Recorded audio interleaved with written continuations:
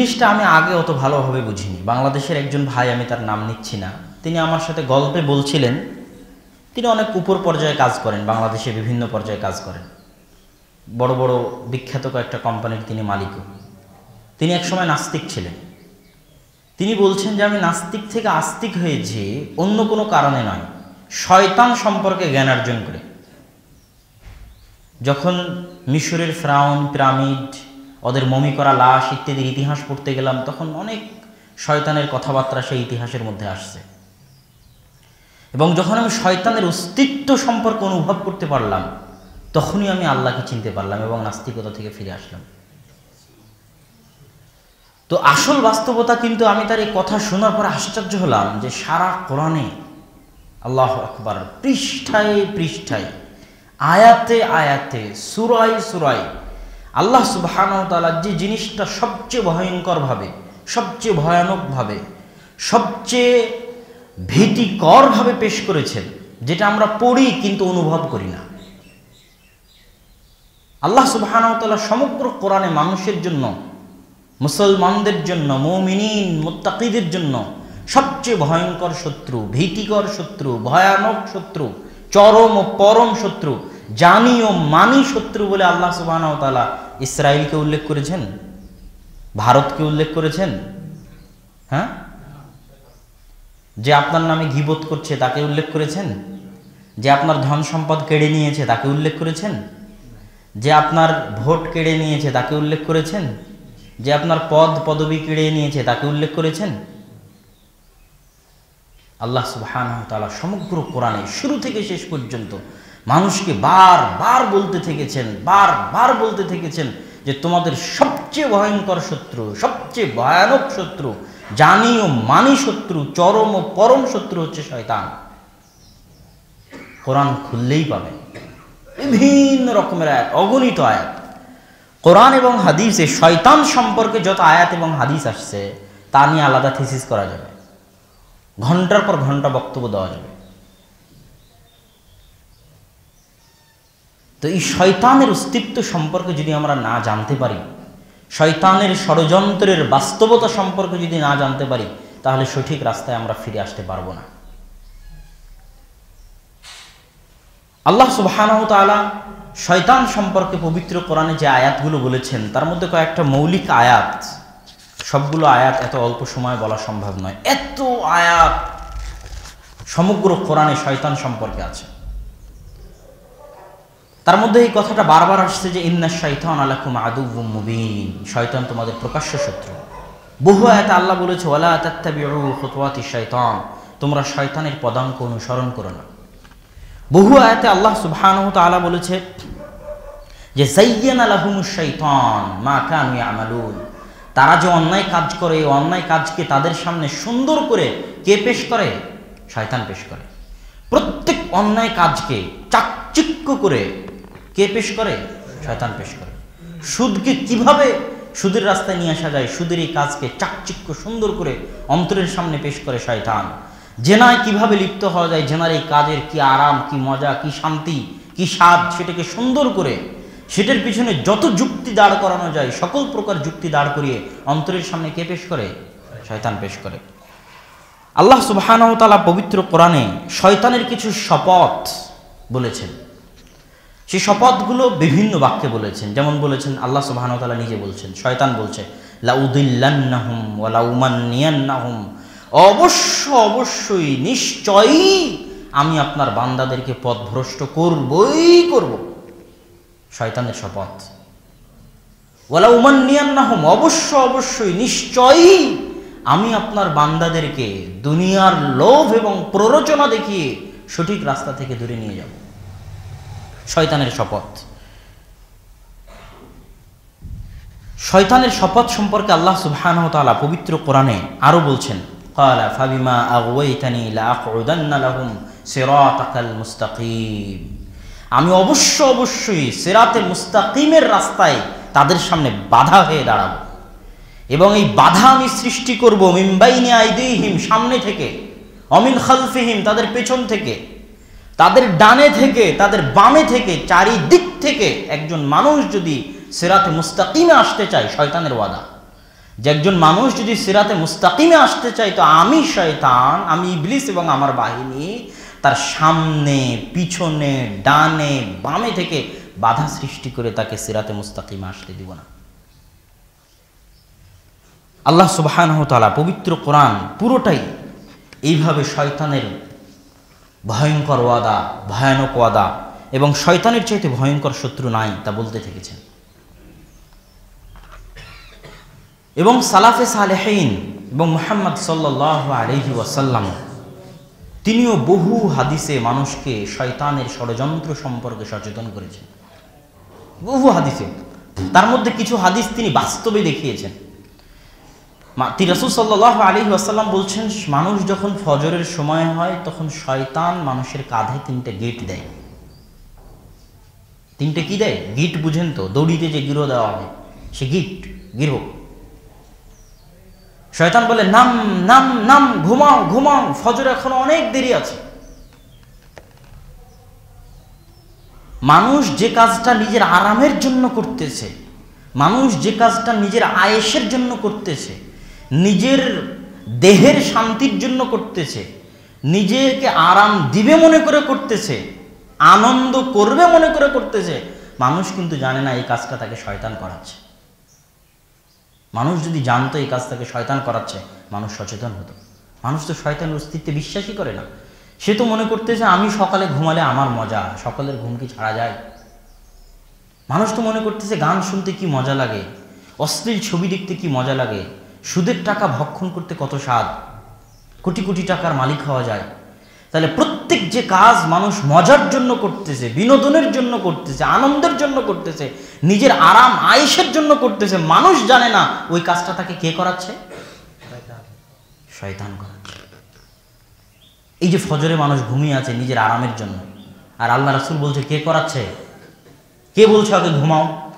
শয়তান বলছে ঘুমাও। এবং সে যদি জানতো যে আমাকে এই কাজ শয়তান করাচ্ছে, তাহলে সে কিন্তু সচেতন হতো, সজাগ হতো, এবং সে শয়তানের বিরুদ্ধে লড়াই করতে চাইতো, যেটা আল্লাহ পুরো কোরআনে শিখিয়েছে। সিরাতে মুস্তাকিমে আসতে হলে কার বিরুদ্ধে লড়াই করতে হবে? শয়তানের বিরুদ্ধে।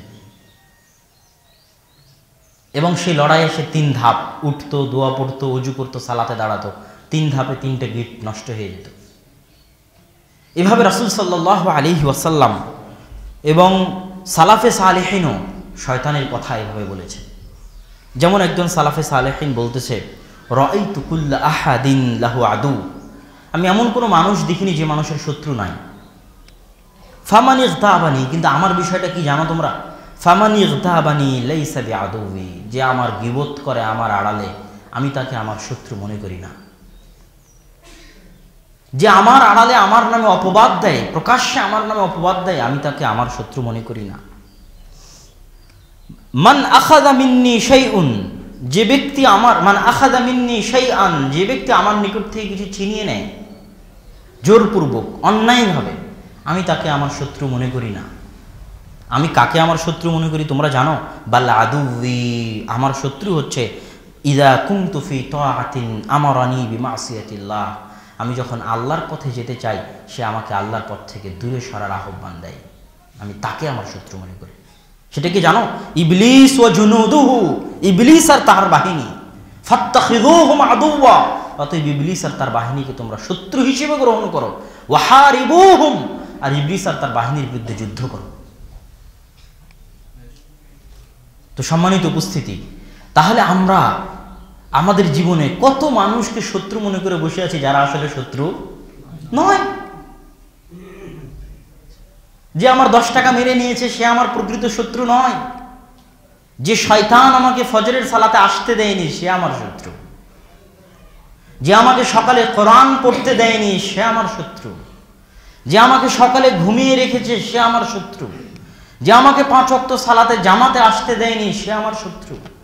যে আমাকে খারাপ পথে, অন্যায় পথে নিয়ে গেছে সে আমার শত্রু। এই জন্য প্রত্যেক যে মাধ্যম, শায়াতিনাল ইনসি ওয়াল জিন, মানুষের মধ্যেও শয়তান থাকে, জিনের মধ্যেও শয়তান থাকে। জিনের শয়তান ইবলিস আর তার বাহিনী, আর মানুষের শয়তান প্রত্যেক যে মানুষ আপনাকে বলবে চলো ক্যারাম বোর্ড খেলি, চলো বিড়িতে একটা টান দিই, চলো একটু ঘুরে আসি, চলো একটু, যে মানুষ আপনি পড়ার টেবিলে বসে আছেন, আপনাকে বলতেছে চলো একটু ঘুরে আসি, সে হচ্ছে শয়তান আল ইনস, মানুষরূপী শয়তান। আপনার হাতের মোবাইল আপনাকে বলতেছে চলো একটু ভিডিওটা দেখে আসি, ওই মোবাইল হচ্ছে যন্ত্ররূপী শয়তান। প্রত্যেক যে মাধ্যম আপনাকে সিরাত মুস্তাকিম থেকে দূরে নিয়ে যায়, এগুলো সব শয়তান, হয় মানুষ না হয় জিন শয়তান। কিন্তু জিন শয়তান কেন ভয়ঙ্কর? মানুষের ক্ষমতা নাই আপনার অন্তরের উপর প্রভাব বিস্তার করার, কিন্তু শয়তানকে আল্লাহ ক্ষমতা দিয়েছে মানুষের অন্তরের উপর প্রভাব বিস্তার করার, ওয়াসওয়াসা, মানুষের অন্তরে কুমন্ত্রণা দেওয়ার, মানুষের রক্তে রক্তে রগে রগে চলার ক্ষমতা আল্লাহ শয়তানকে দিয়েছে। এই জন্য আপনার অন্তরে যে কথাটা আসতেছে, যেটা জাগতেছে আপনার মনের ইচ্ছা, আমি এটা করব, এটা আপনার নিজের পক্ষ থেকে নয়, এটা হয় শয়তানের পক্ষ থেকে আর না হয় ফেরেশতার পক্ষ থেকে। প্রত্যেকটা মানুষ জন্ম নেওয়ার পর দুইটা কারিন থাকে তার সাথে, দুইটা বন্ধু। আল্লাহ প্রত্যেকটা মানুষকে সৃষ্টি করার পর দুইটা বন্ধু দিয়ে দেয়, কারিনুম মিনাশ শাইতান, শয়তান একটা বন্ধু, ফেরেশতা একটা বন্ধু। প্রত্যেক যে অন্যায় কাজের কথা অন্তরে জাগে, এটা আসে শয়তানের পক্ষ থেকে, আর যে ভালো কাজের কথা অন্তরে জাগে, এটা আসে ফেরেশতার পক্ষ থেকে। তাহলে এই যে শয়তানের অস্তিত্ব যদি আমরা বিশ্বাস না করি, তাহলে সবচেয়ে বড় ধোকাটা হবে আমি খারাপ কাজ করবো আর মনে করবো আমার মজার জন্য করতেছি, আমার আনন্দের জন্য করতেছি, আমার আরামের জন্য করতেছি। কিন্তু যদি শয়তানের অস্তিত্ব সম্পর্কে জানতে পারি, তার কার্যক্রম সম্পর্কে জানতে পারি, তাহলে বুঝতে পারি এটা তো আমার ইচ্ছা নয়, এটা তো বদমাহি শয়তান আমার অন্তরে দিচ্ছে, এটা তো শয়তান আমাকে পথভ্রষ্ট করতেছে। সম্মানিত উপস্থিতি, রাসূল সাল্লাল্লাহু আলাইহি ওয়াসাল্লাম বলছেন, ইন্নাশ শাইতানা ক্বাআদা লিইবনি আদম বিআতরাফিহি ফাক্বাআদা লাহু বিতরিকিল ইসলাম। যখন মানুষ ইসলামের রাস্তায় আসতে চায়, তখন শয়তান মানুষকে চারিদিক থেকে ঘিরে ফেলে। যখন ইসলাম গ্রহণ করতে চায়, তখন বলে তুমি ইসলাম গ্রহণ করবা, নিজের বাপের ধর্ম ছেড়ে দিবা। যখন হিজরত করতে চায়, তখন বলে বাপ মা ছেলে মেয়ে ছেড়ে দিয়ে তুমি হিজরত করবা। এটা পুরো হাদিসের বাক্য। তো প্রত্যেক পদে পদে ধাপে ধাপে শয়তান তাকে সিরাতে মুস্তাকিমে আসার পথে বাধা সৃষ্টি করে। রাসূল সাল্লাল্লাহু আলাইহি ওয়াসাল্লামের হাদিস।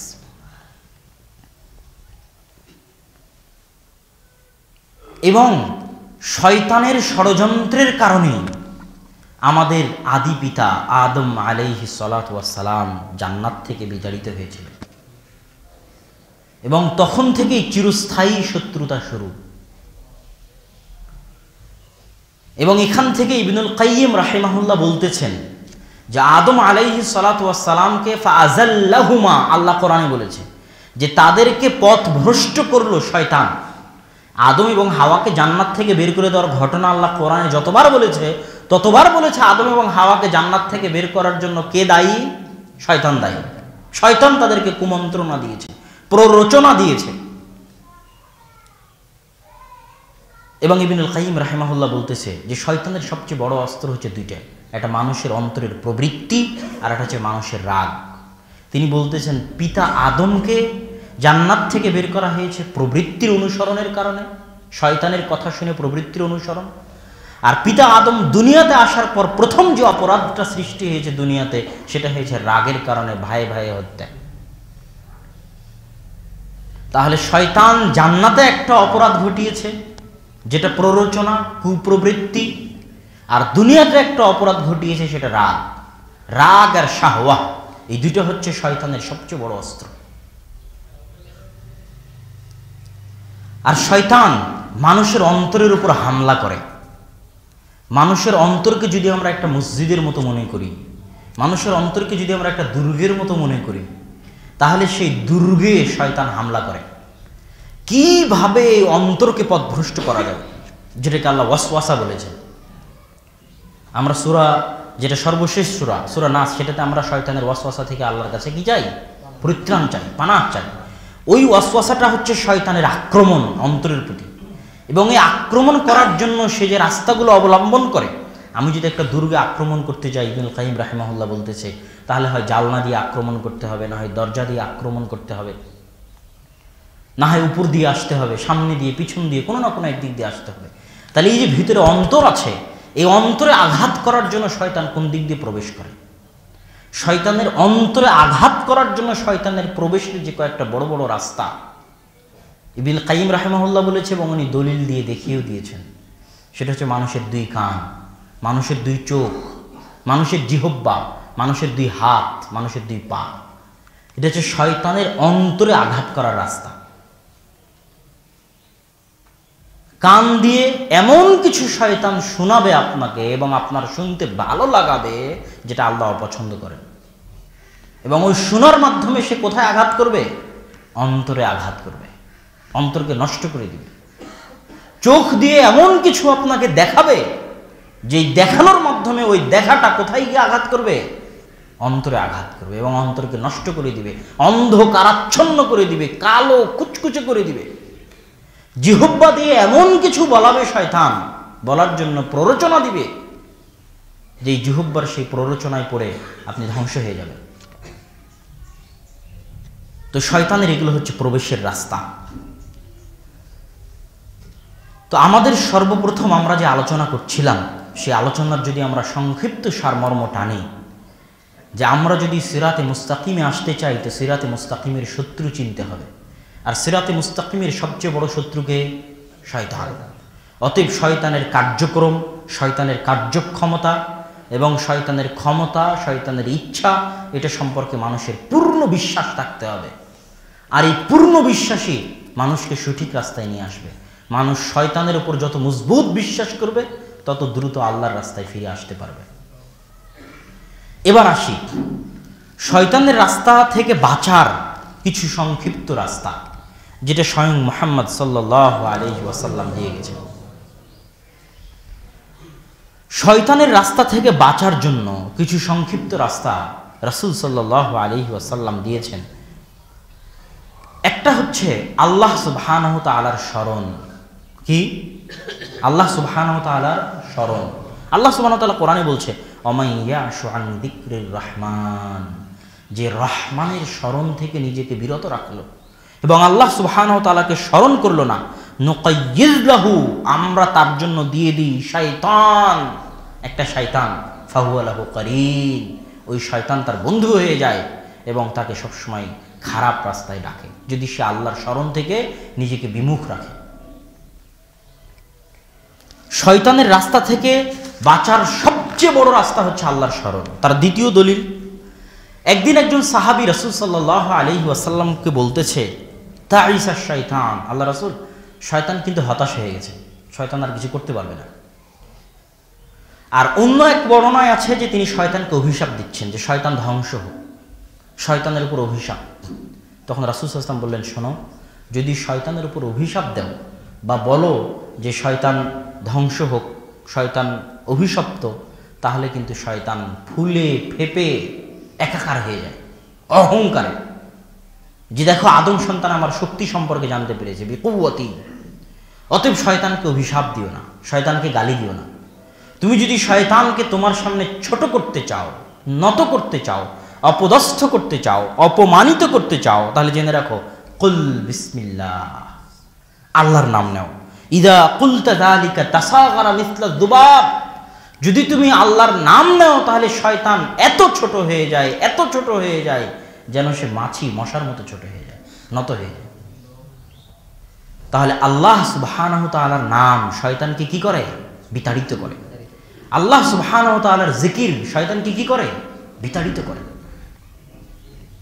এবং অন্তরে প্রবেশের রাস্তা শয়তান পায় না। এই জন্যই তো বলা হয়েছে, আলা বিযিকরিল্লাহি তাতমাইন্নুল কুলুব, যখনই অন্তর আল্লাহর স্মরণ করে তখন অন্তরগুলো প্রশান্তি পায়। কেন? শয়তান বিতাড়িত হয় অন্তর থেকে। আর শয়তান বিতাড়িত হওয়ার কারণে অন্তরগুলো প্রশান্তি পায়। এই জন্যই রাসূল সাল্লাল্লাহু আলাইহি ওয়াসাল্লাম বলেছে, যখন খেতে বসবা কি বলে খাবা? বিসমিল্লাহ বলে খাবা, না হলে তোমার সাথে কে খাবে? শয়তান খাবে। মা যখন বাচ্চাকে দুধ পান করাবে কি বলে দুধ পান করাবে? বিসমিল্লাহ বলে দুধ পান করাবে, না হলে ওই মায়ের বুকের দুধ শয়তানও খাবে এবং এর প্রভাব ওই সন্তানের উপর পড়বে।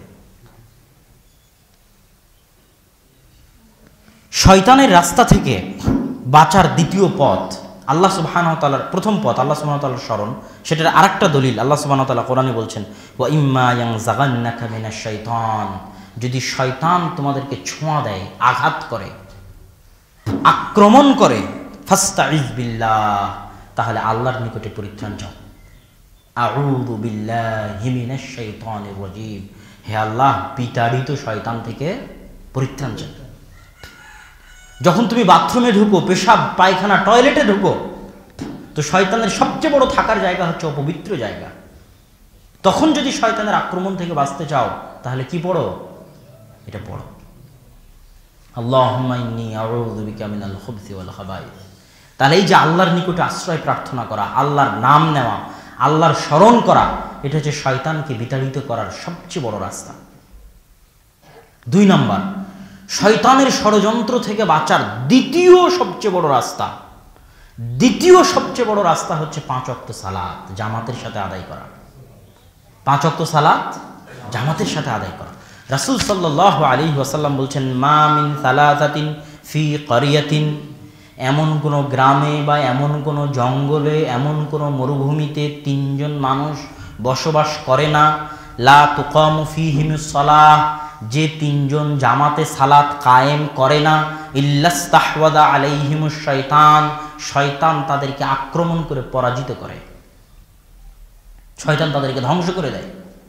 সিরাতে মুস্তাকিম থেকে দূরে সরানো শয়তানের জন্য সহজ হয়ে যায়, শয়তানের জন্য অনেক একদম হাতের ময়লা হয়ে যায় তাদেরকে পরাজিত করা।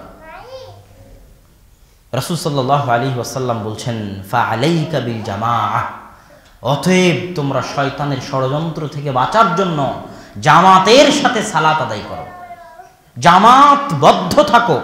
ফাইন্নামা ইয়াকুলুয যিব, কেননা বাঘ যে একা একই থাকে তাকে খেয়ে ফেলে।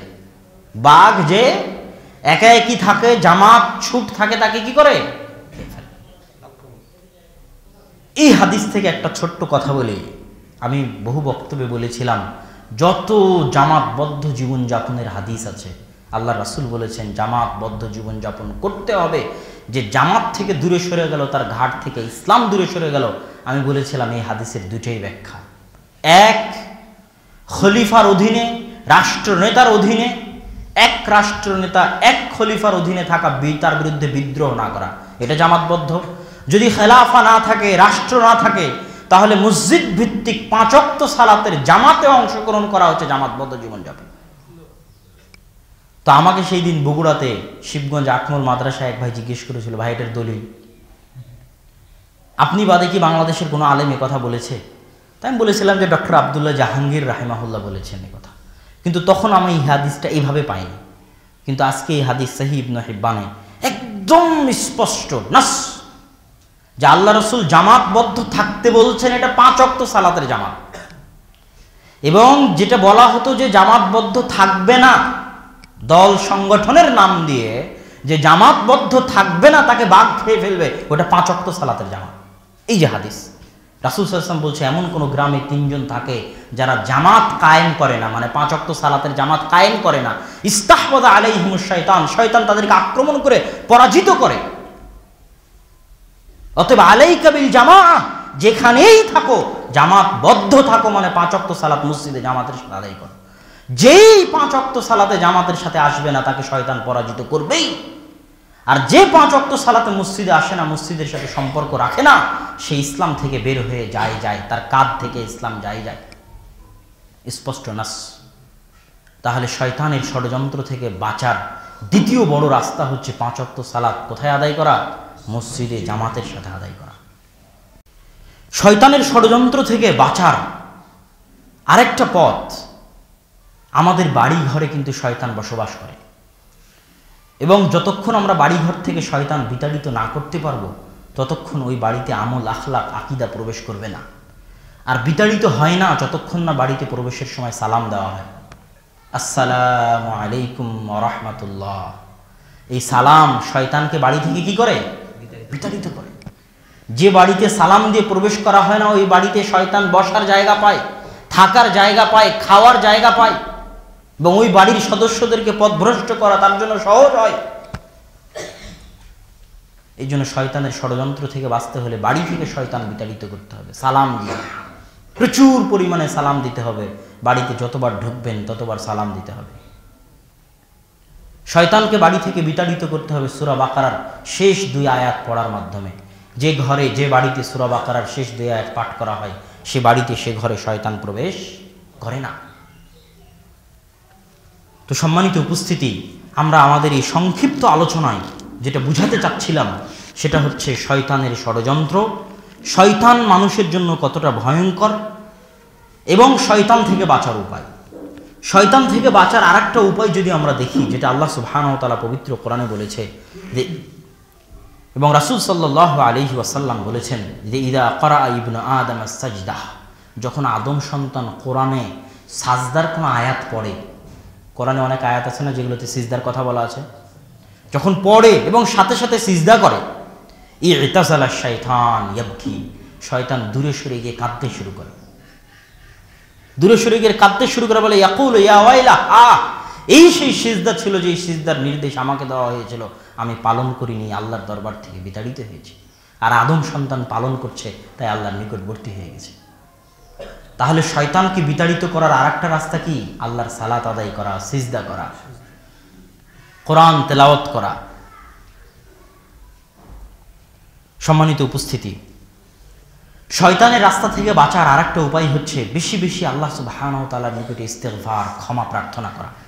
রাসূল সাল্লাল্লাহু আলাইহি ওয়াসাল্লাম বলছেন, শয়তান বলছে, লা আবরাহু আগযি ইবাদাকা মা দামাত আরওয়াহুহুম, আমি শয়তান যতক্ষণ তোমার বান্দারা জীবিত আছে, জানে প্রাণ আছে, শরীরে প্রাণ আছে, ততক্ষণ পর্যন্ত আমি তাদেরকে পথভ্রষ্ট করার চেষ্টা করবই করব। তখন আল্লাহ সুবহানাহু ওয়া তাআলা বলছে, বিইজ্জতি ওয়া জালালি, শুনে রাখো হে শয়তান, আমার ইজ্জতের কসম, আমার মর্যাদার কসম, আমার সম্মানের কসম, লা আযালু আগফিরু লাহুম মাস্তাগফিরুনি, তুমি আমার আদমদের সন্তানকে যতক্ষণ জীবন থাকবে ততক্ষণ পথভ্রষ্ট করতে থাকবে, আর আমি আল্লাহ আমার আদমের সন্তানদেরকে ততক্ষণ ক্ষমা করতে থাকবো যতক্ষণ ক্ষমা চাইবে। তাহলে আল্লাহ সুবহানাহু ওয়া তাআলার নিকটে ফিরে আসার, শয়তানের ষড়যন্ত্র থেকে বাঁচার বড় রাস্তা কি? ইস্তিগফার, ক্ষমা প্রার্থনা করা। আমরা যতবার ক্ষমা প্রার্থনা করব, আল্লাহ সুবহানাহু ওয়া তাআলা আমাদেরকে ততবার আশ্রয় দিবেন।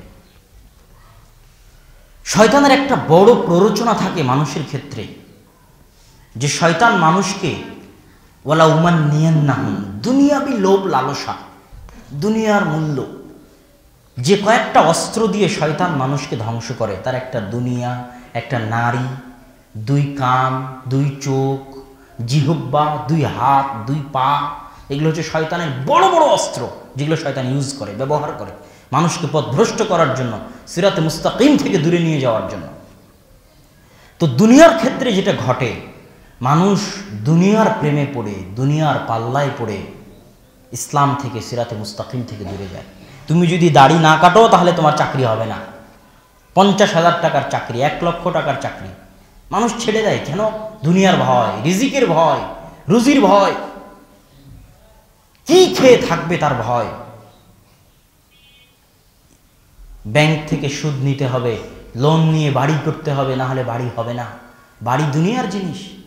শয়তান মানুষকে প্ররোচনা দেয়, দুনিয়ার প্ররোচনা, নারীর প্ররোচনা দিয়ে, 2 চোখ, 2 কান, জিহ্বা, 2 হাত, 2 পা, এগুলো দিয়ে শয়তান মানুষকে ধ্বংস করে।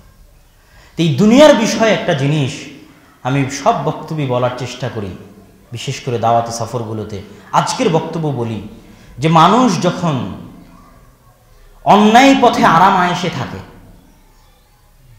অন্যায় পথে আরাম আয়েশে থাকে, সুদের টাকায় আরাম আয়েশে আছে, ঘুষের টাকায় আরাম আয়েশে আছে, অন্যের জমি দখল করে আরাম আয়েশে আছে, অন্যকে হত্যা করে আরাম আয়েশে আছে, অন্যের উপর জুলুম করে আরাম আয়েশে আছে, তখন শয়তানকে মানুষ প্ররোচনা দেয়, এই দেখো অমুক তো খারাপ কাজ করে খুব ভালোই আছে, তুমি এত ভয় পাচ্ছ কেন?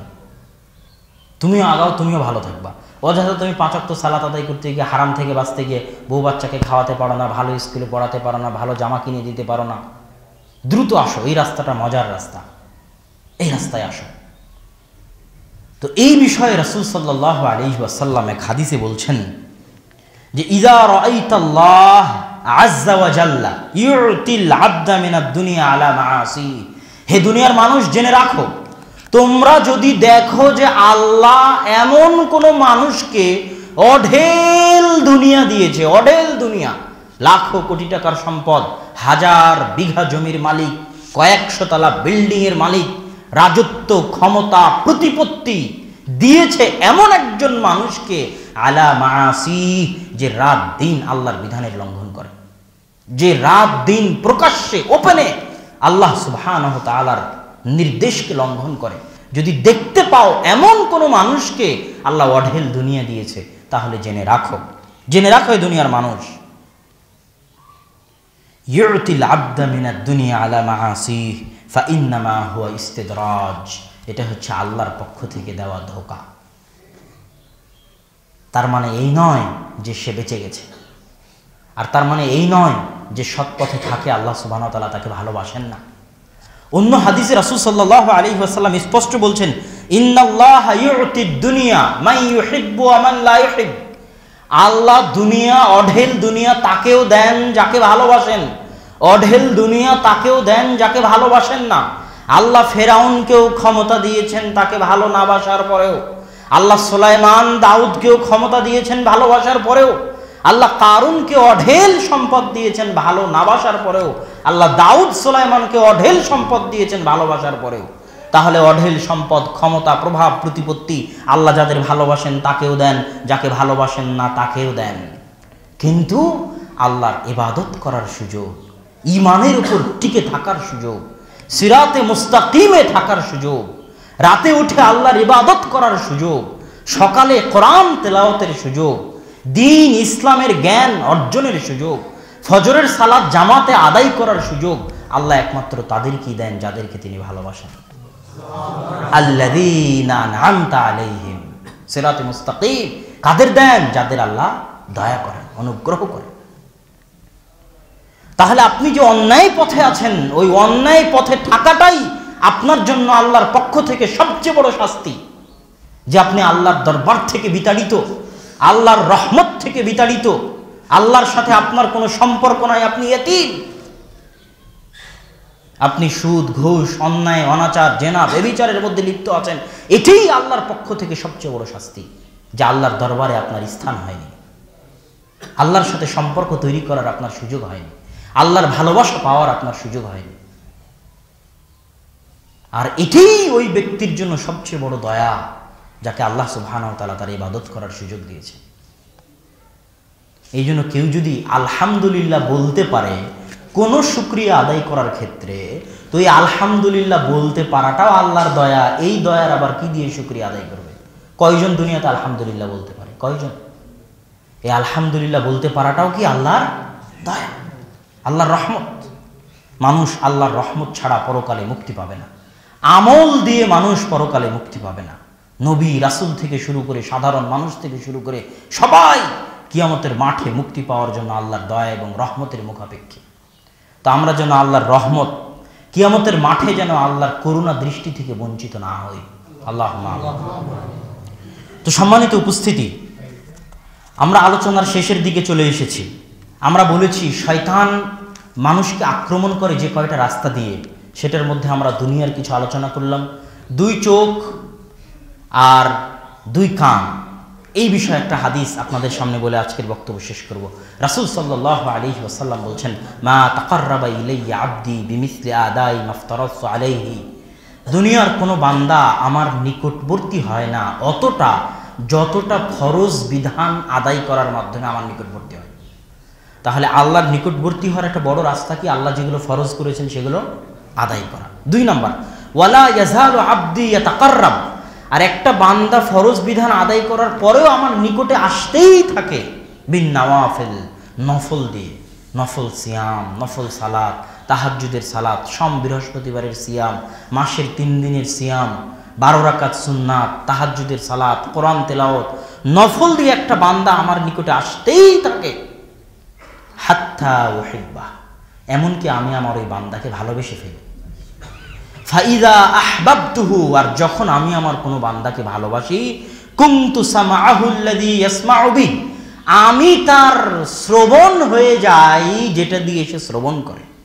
ওয়া বাসারাহুল্লাযী ইয়াবসুরু বিহি, আমি তার ওই দৃষ্টি হয়ে যাই যেই দৃষ্টি দিয়ে সে দেখে।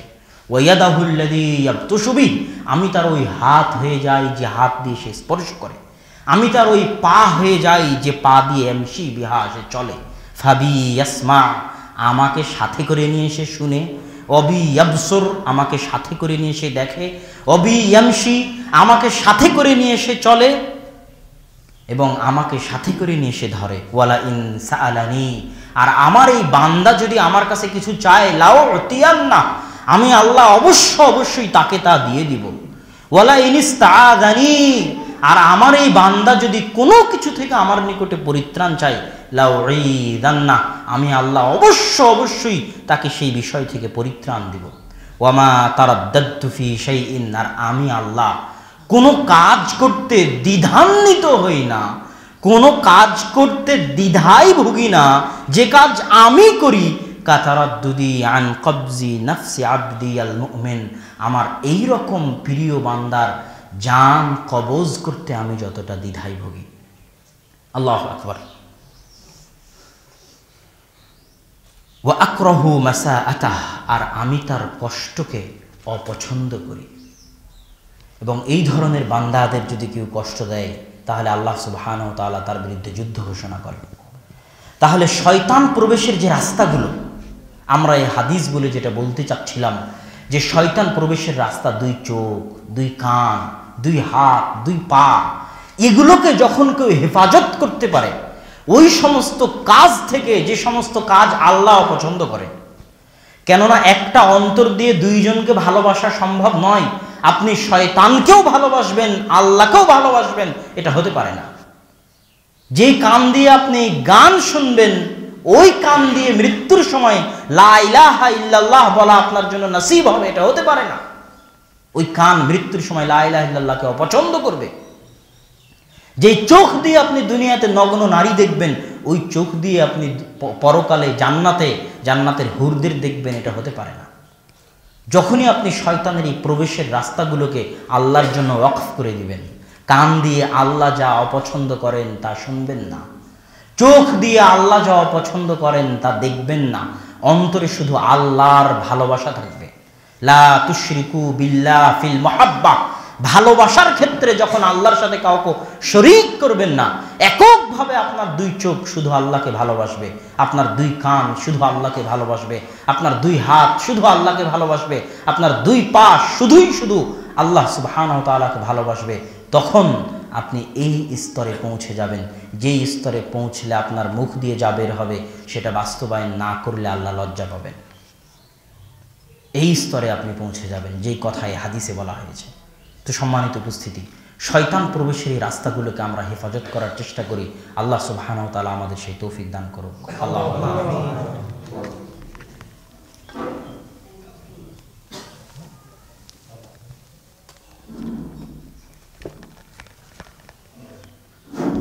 আলহামদুলিল্লাহ ওয়াহদাহু ওয়াসসালাতু ওয়াসসালামু আলা মান লা নাবিয়্যা বা'দাহু। প্রশংসা আল্লাহ সুবহানাহু ওয়া তাআলার জন্য, শান্তি অবতীর্ণ হোক মুহাম্মদ সাল্লাল্লাহু আলাইহি ওয়াসাল্লাম।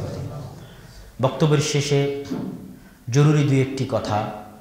তার মধ্যে একটি কথা হচ্ছে, আমাদের সালাত শেষে সংক্ষিপ্ত প্রশ্ন উত্তর, বিশেষ করে যে সমস্ত দিনী ভাইয়েরা বাহিরের মসজিদ থেকে আসছেন এবং যারা বিভিন্ন দাওয়াতি কাজে অংশগ্রহণ করতে চান, শরীক হতে চান, তাদেরকে আমরা জুমার সালাতের পর বসার জন্য অনুরোধ করছি।